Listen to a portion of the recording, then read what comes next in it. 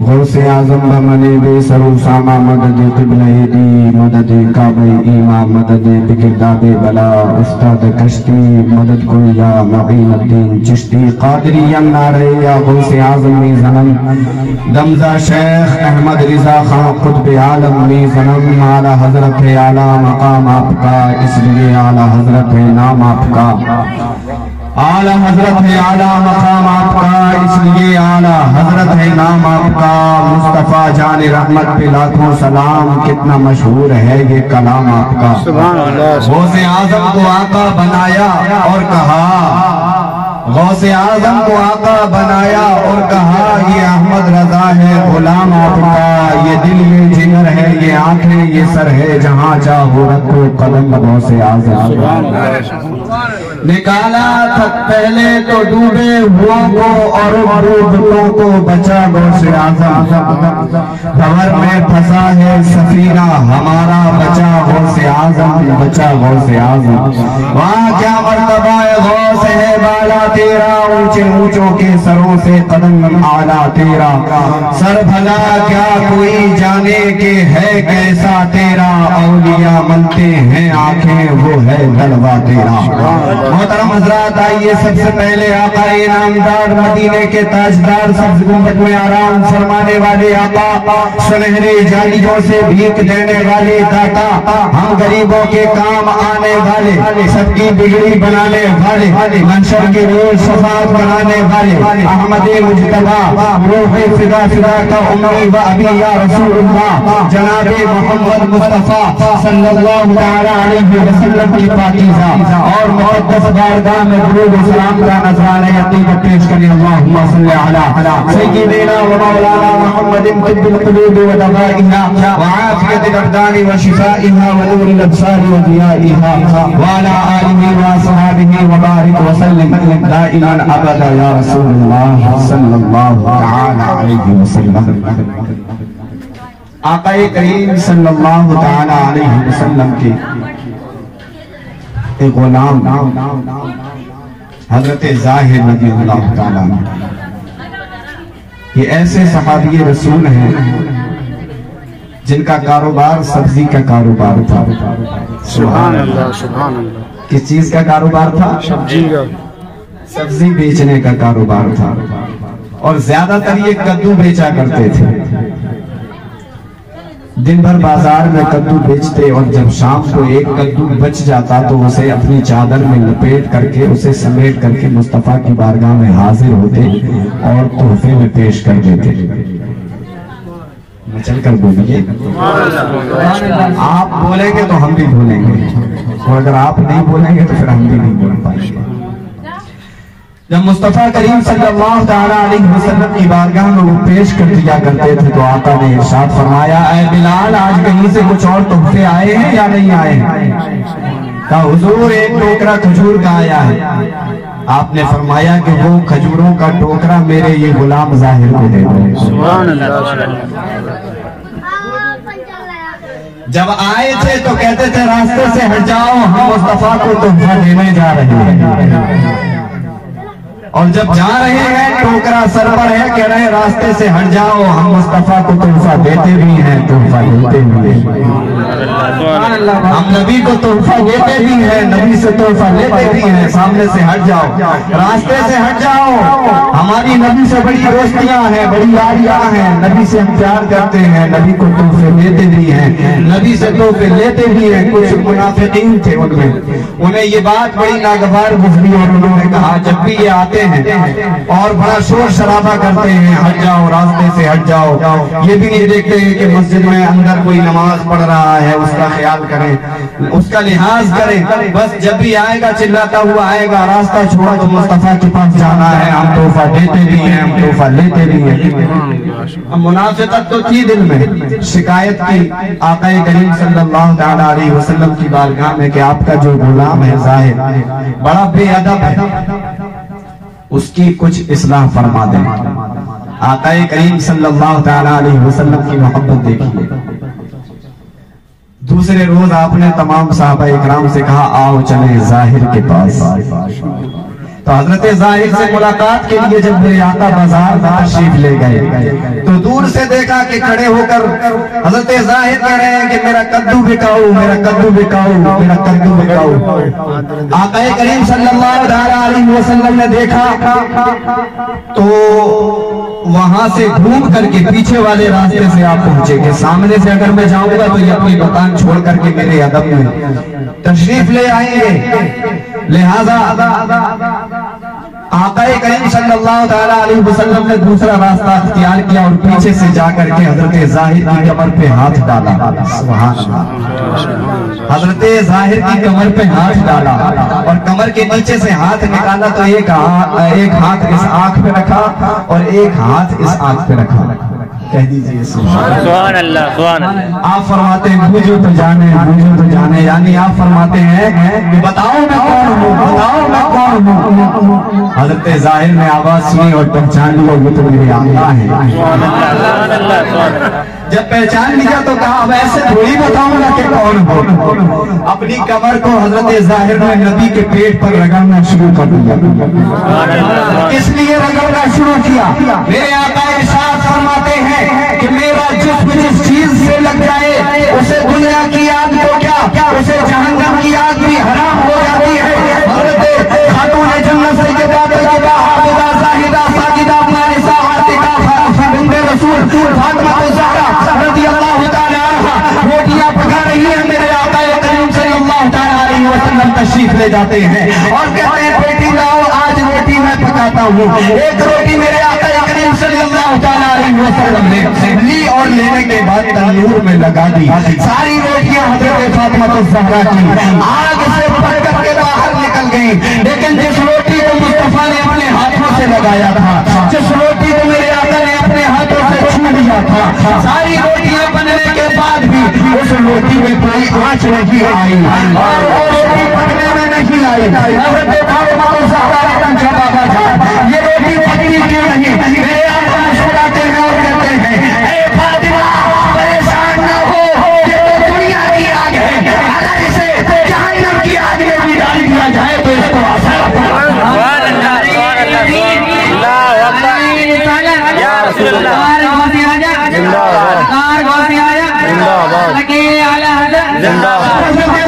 پتہ چلا کہ آپ کریم صلی اللہ علیہ وسلم کے ہاتھوں سے رکھنے والے آٹے کو دنیا کی آگ کو کیا جہنم کی آگ نہیں جلا سکتی۔ حضرت ظاہر نے اپنی کمر کو مصطفیٰ کے پیٹ سے کرنا شروع کر دیا۔ میرے آقا مسکرا رہے ہیں اور اپنے ہاتھوں کو ان کی آنکھوں سے ہٹاتے ہوئے خود آگے تشریف لے آتے ہیں اور آگے تشریف لانے کے بعد حضرت ظاہر کی آنکھوں میں آنسو آ جاتے ہیں۔ اے میرے آقا پیچھے سے آنے کا سبب کیا تھا؟ آپ کو سامنے سے تشریف لے آتے۔ میرے آقا ارشاد فرماتے ہیں اگر میں سامنے سے آتا تو اپنی دکان بھول جاتا، تو اپنی سودا کرنا بھول جاتا اور میری محبت میں میری تعظیم میں مجھے چل کر کے آنا پڑتا۔ میں اپنا آخروں کو بتانا یہ چاہتا تھا کہ میرا ظاہر مجھے اتنا پیارا ہے، مجھے اتنا پیارا ہے کہ دنیا میں کوئی کسی سے محبت کرے یا نہ کرے، اگر مجھ سے محبت کرنے والا ہے تو اللہ اس سے محبت کرتا ہے اور جس سے اللہ محبت کر لے اس سے رسول بھی محبت کرتا ہے۔ جب اللہ کو میرے ظاہر سے پیار ہے تو مجھے بھی اپنے غلام ہے۔ سبحان اللہ، سبحان اللہ، نعرہ تکبیر، اللہ اکبر، نعرہ تکبیر، اللہ اکبر، نعرہ رسالت، یا رسول اللہ، یا رسول اللہ، حضرت زندہ باد۔ جو لوگ ساتھ میں گئے، جو لوگ ساتھ میں پہنچے ہوئے تھے، جو آقا کریم صلی اللہ تعالی علیہ وسلم کے ساتھ میں تشریف لائے تھے، وہ یہ سوچ رہے تھے کہ نبی جائیں گے تو ظاہر کو ڈانٹیں گے، کیا طریقہ ہے تمہارا، کس طریقے سے تم آتے ہو، کہتے ہو راستہ دے دو، ہٹ جاؤ راستے سے، ہم رسول سے ملنے جا رہے ہیں، ہم تحفے دیتے بھی ہیں، ہم تحفے لیتے بھی ہیں۔ اے ظاہر تمہیں ادب نہیں معلوم، بارگاہ مصطفیٰ میں آنا تو کس طریقے سے آنا۔ وہ یہ سوچتے تھے کہ نبی ان کو ڈانٹیں گے، نبی ان کو سمجھائیں گے، لیکن نبی نے حضرت ظاہر کا ہاتھ پکڑا اور بلند کر دیا، کہا کہ اے ظاہر آواز لگاؤ۔ کیا آواز لگا رہے تھے؟ حضرت ظاہر نے کہا یا رسول اللہ میں آواز لگا رہا تھا میرا کدو بکاؤ، میرا کدو بکاؤ، میرا کدو بکاؤ، میرا کدو بکاؤ۔ آقا نے ہاتھ پکڑا اور اٹھا دیا، کہا میرا یہ غلام کدو بکاؤ، میرا یہ غلام کدو بکاؤ، میرا یہ غلام کدو بکاؤ، میرا یہ غلام کدو بکاؤ۔ آقا کریم صلی اللہ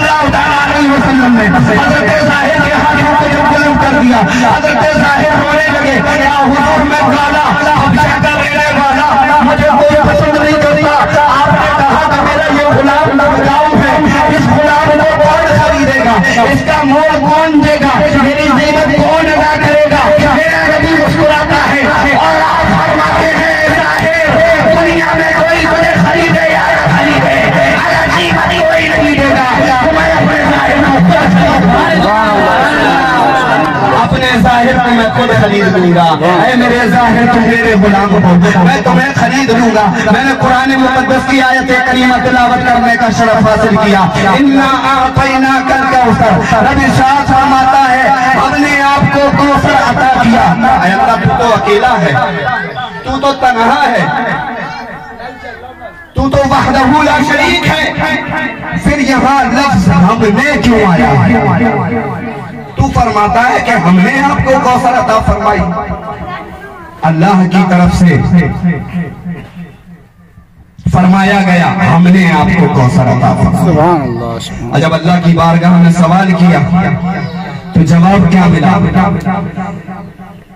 اللہ فرماتا ہے کہ اے بندے, یہاں پر جو ہم نے آیا ہوا ہے اس میں کوئی میرا شریک نہیں ہے, بلکہ جب بات دینے کی آئی میں نے اپنے محبوب کو عطا کیا تو اس دینے میں میں بھی راضی ہوں اور میری بنائی ہوئی کل کائنات راضی ہے. سبحان اللہ, سبحان اللہ. میں جو دے رہا ہوں اس دینے میں بھی راضی ہوں اور میری بنائی ہوئی کل کائنات راضی ہے. جب سب راضی ہے تو یہاں لفظ آیا اے محبوب ہم نے آپ کو کوثر عطا فرمایا. سبحان اللہ, سبحان اللہ. اللہ کی وحدانیت, اللہ وحدہ لا شریک ہے, اس کی وحدانیت میں فرق نہیں آتا, لیکن اللہ فرماتا ہے کہ یہاں دینے پر سب راضی ہیں, اس لیے لفظ آیا کہ ہم نے عطا کیا. اے مولا الف عین طا کے ساتھ اعطینا کیوں فرمایا, جبکہ الف اور نقطے والی تا کے ساتھ جو عطا آتا ہے, ایک ہوتا ہے آتا یوتی ایتاءن اور ایک ہوتا ہے آتا یوتی ایتاءن. الف اور نقطے والی تا کے ساتھ جو آتا ہے عطا, اس کا مطلب ہوتا ہے کہ دینا اور پھر واپس لینا. لے لینا. کسی کام کی غرض سے ہم نے کسی کی گاڑی مانگی, چابی اس نے دی, ہم نے اپنا کام نکالا تو اب اس کی چابی واپس لوٹانا ہے, اس کی گاڑی اس کو واپس لوٹانا ہے, تو اس کو نقطے والی تا کے ساتھ پڑھا جائے گا عطا, یعنی دیا تو واپس بھی لے لیا. تو اس میں تھوڑی گنجائش ہے, اس میں شک پیدا ہوتا ہے کہ دیا کہیں ایسا تو نہیں کہ واپس لے دے گا. اے میرے بندے سن, جب الف عین طا کے ساتھ اعطینا کہا جائے گا, جب اعطینا کا فرمایا جائے گا, اس کا مطلب یہ ہوتا ہے دینا اور ہمیشہ کے لیے دینا اور مالک بنا دینا, پھر واپس کبھی نہیں لینا. سبحان اللہ, سبحان اللہ, سبحان اللہ. محبوب ہم نے آپ کو کوثر دی اور ہمیشہ کے لیے دی. اب جی تو یہ آپ کی ملکیت ہے, آپ ہی اس کے مالک ہیں. اب دے دیا, اب ہمیں اس کو کبھی واپس نہیں لینا. اتنا ہم نے اعطینا عطا کیا, کل کوثر عطا کیا. مفسرین نے فرمایا کہ کوثر جنت کی نہروں کا نام ہے, اور وہ کوثر تمام نبیوں کو عطا ہوگا, تمام امتیوں کو بھی آب کوثر پینے کو دیا جائے گا. لیکن حضرت امام راضی یہاں پر نقطہ بیان فرماتے ہیں. حضرت امام راضی فرماتے ہیں کہ یہاں کوثر سے مراد ہے کثرت. کسی کے پاس 5 روپے 10 روپے ہوں اسے کہتے ہیں قلت, اور کسی کے پاس 5 لاکھ 10 لاکھ روپے ہوں اسے کہتے ہیں کثرت. جب کم ہو تو اسے کہتے ہیں قلت, اور جب زیادہ ہو جائے تو اسے کہتے ہیں کثرت. یہاں جو لفظ کوثر آیا ہوا ہے, حضرت امام راضی فرماتے ہیں کہ یہاں کوثر سے مراد جنت کی نہریں نہیں, کیونکہ جنت کی نہریں تو تمام نبیوں کو بھی دی جائے گی, آب کوثر کو تمام امتیوں کو دیا جائے گا. یہاں کوثر کا معنی